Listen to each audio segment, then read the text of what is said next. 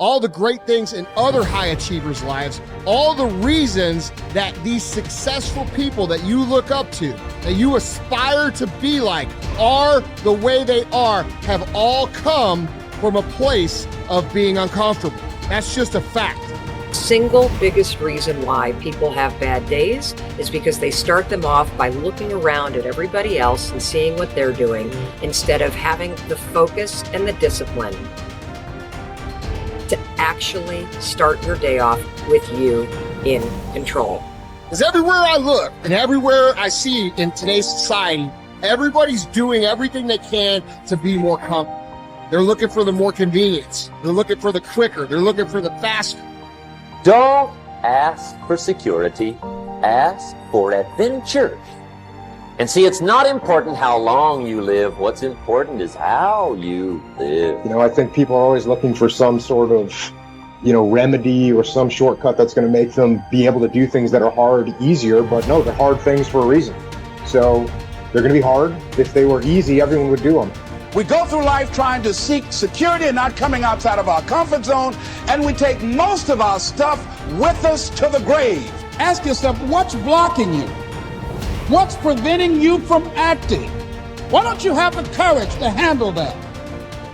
Why won't you face that? What are you running away from? What kind of avoidance behavior are you engaged in? Next is, what is the worst thing that can happen when you take action? But you have to make a conscientious decision that you're going to change. And it's not dependent on anybody else. Self-discipline begins with the mastery of your thoughts. If you don't control what you think, you can't control what you do. Understanding how to set up daily routines with alternating brain and body training and killing procrastination.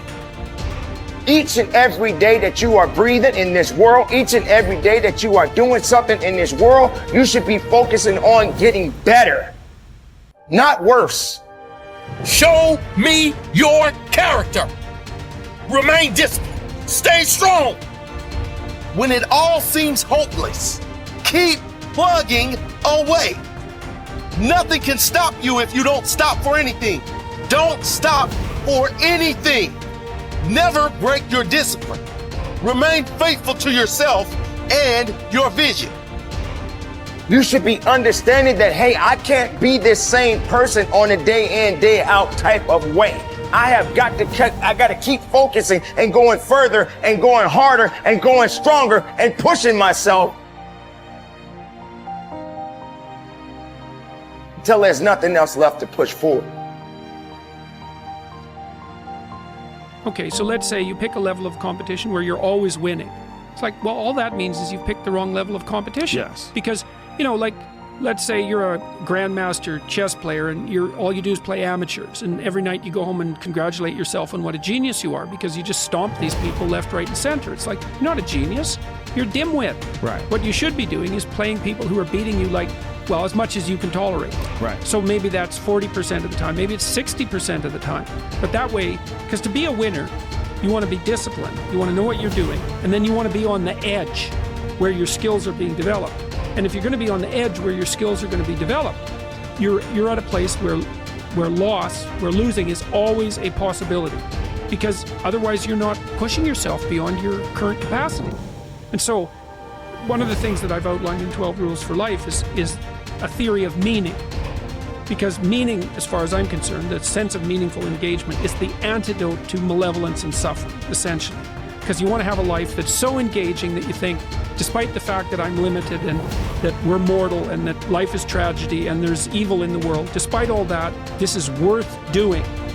And I think that there's a technical meaning that genuinely exists, and that's the meaning that you get when you're in a domain where you have some discipline and some skill.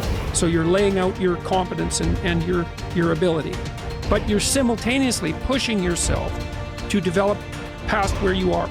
That's really engrossing.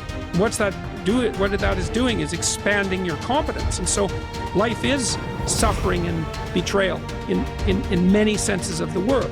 But you can adopt a way of traversing through life that is more powerful than the tragedy and the malevolence. It is hard to have the success you want. It's hard to have a jet and freedom and extra houses. And it takes hard work and it takes time. And there's no shortcut. I don't care what anybody thinks. There's no shortcut. Maybe you could have bought Dogecoin and you got lucky. That is the rarest thing in the history of the world. Ed and I would bet we agree. I don't even know. Neither one of us probably invested in crypto when all of our friends said to, because we didn't know it, we didn't feel it, and we missed it. So I'm so blessed if you did for you, but that's not where true wealth is made. You have to work 50% harder than you think you do. You have to get kicked in the teeth more than you think. You have to get questioned by your friends and family and look like the dreamer twice as much as you think. The people you thought were going to support you aren't. Some people are going to talk behind your back. Some friends are going to leave you, and guess what? It's worth every freaking penny. It's worth every moment, every disappointment. There was a gentleman named David Kekich. I met him. He was paralyzed from the neck down. And not always paralyzed. I think it was a jogging car accident. And he had these Kekich credos. It was like a business card that folded out. And one of his Kekich credos, to make him positive, most positive guy you ever met, couldn't move anything below his neck, one of them was, living the hard way is easy, and living the easy way is hard. So before I answer this about multiple streams of income, I think it's really important I tell you this. Living the hard way makes it easy. I could blame a lot of people. And that's the book I was reading. And I put it off on everybody else. It wasn't until I said, you know what, for me to fix this, I gotta read what the f is wrong with David Goggins. Not blame anybody. Read my book and say, okay, I'm afraid of my shadow. How can I overcome that? Go in the military, get your ass kicked, do things you hate to do, be uncomfortable every day of your life. Roger that. I'm not the smartest kid in the world. Okay. Instead of somebody saying, oh no, you're smart. No, don't say that to yourself. I said to myself, no, I'm a dumb mother. Okay, roger that. How you get smarter? Educate yourself. So the things that we run from, we're running from the truth.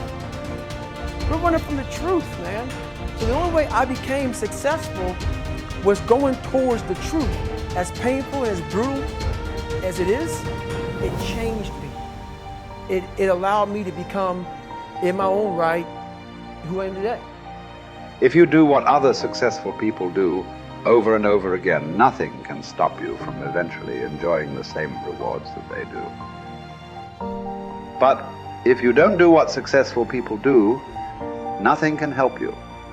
Success is not an accident. Sadly, failure is not an accident either. You succeed when you do what other successful people do over and over until these behaviors become a habit. Likewise, you fail if you don't do what successful people do. In either case, nature is neutral. Nature does not take sides. Nature doesn't care.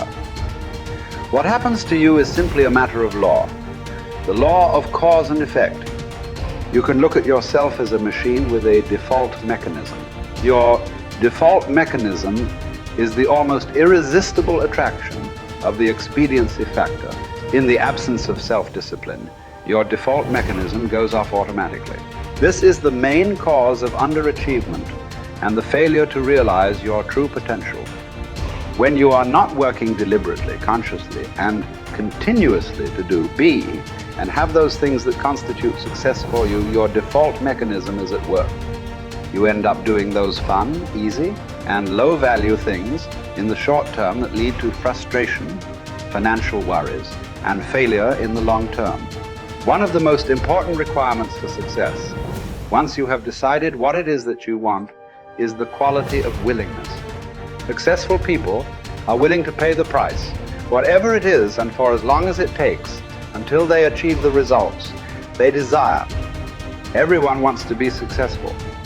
Everyone wants to be healthy, happy, thin, and rich. But most people are not willing to pay the price. Occasionally, they may be willing to pay the price, but they are not willing to pay the whole price. They always hold back. They always have some excuse or rationalization for not disciplining themselves to do everything that they need to do to achieve their goal. How can you tell when you have paid the full price of success? It's simple. Look around you. There it is. You can always tell how much of the price of success you have paid by looking at your current lifestyle and your bank account. By the law of correspondence, Your outer world will, like a mirror, always reflect the person you are and the price you have paid on the inside.